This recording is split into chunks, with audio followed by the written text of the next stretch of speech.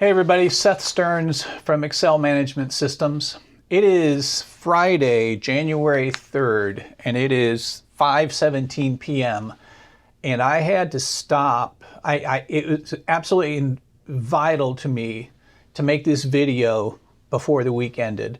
As you know, we just had the holidays, and so we were in and out.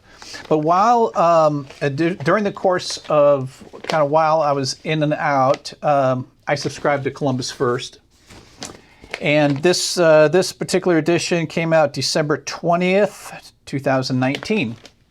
And I'll tell you what, this is a story that this is really for your small and mid-sized business leaders. This is a story for you. You've got to hear this. You've got to listen. You've got to pay attention to this. This is a heartbreaking story. These are the stories that we hate to hear from a cybersecurity standpoint. And this one happened close to home. This one happened in Dublin, Ohio. So it's right here, right in our hometown. So let me read the first part of this. And again, small, mid-sized business leaders, pay attention to this. You need to hear this. This is a company called Idea Buyer here in Dublin. Let me just read the first couple of paragraphs. One morning, a few weeks ago, clients started emailing Idea Buyer LLC saying apps or websites the company built for them were down. One or two complaints like that are typical for the product launch company with hundreds of clients, but that morning the calls and emails kept rolling in.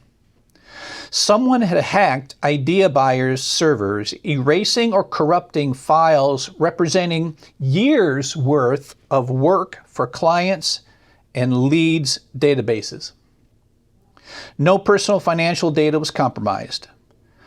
The weeks since are a blur, founder and CEO Eric Corl said.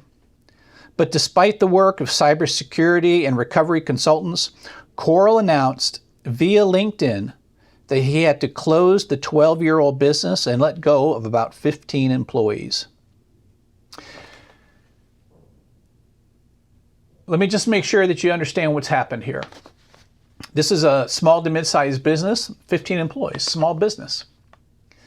Their servers got hacked, and oh, by the way, their servers were housed in Amazon Web Services, so they weren't even on site. Amazon Web Services, highly secured servers. They were hacked, and as a result, the damage was so extensive, they can't recover, and after 12 years, the business is closing, and 15 employees are going to be laid off.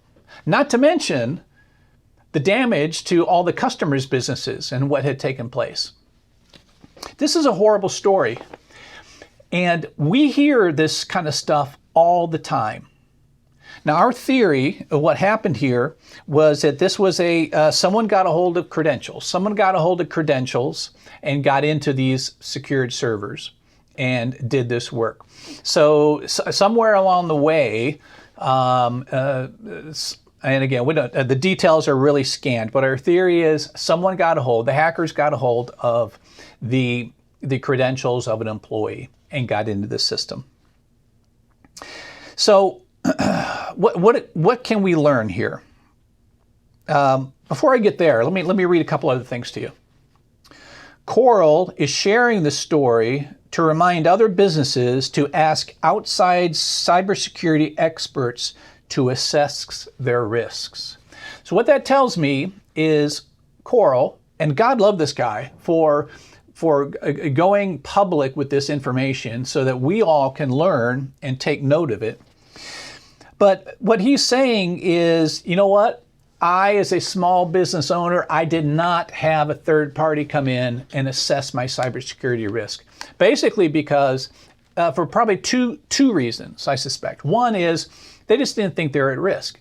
They didn't think there was anything there. They thought, well, we're out on Amazon, so all our stuff is stored on Amazon. They're secure, so we must be okay. Secondly, we just didn't think it would happen to us. The third option might be, we could have brought in, maybe we should bring in cybersecurity experts and do this, but it's probably too expensive. I don't want to incur the cost. And I am not gonna speak disparagingly about this CEO at all. I'm just not gonna do it. If you read the article, he is heartbroken. He is heartbroken for his customers. He's heartbroken for his employees. I'm not going to say anything disparaging about this CEO at all. So the article goes on to say that the National Cybersecurity Alliance reports that about 10% of small to mid-sized businesses shut down in the wake of a cyber attack. Now here's the thing. A lot of you, and again, I'm gonna ask you to wake up. If you're a small to mid-sized business leader, I'm gonna ask you to wake up and listen right now. Now, this is where I'm gonna ask you as small to mid-sized business leaders to pay attention. Focus in on here. This is really important.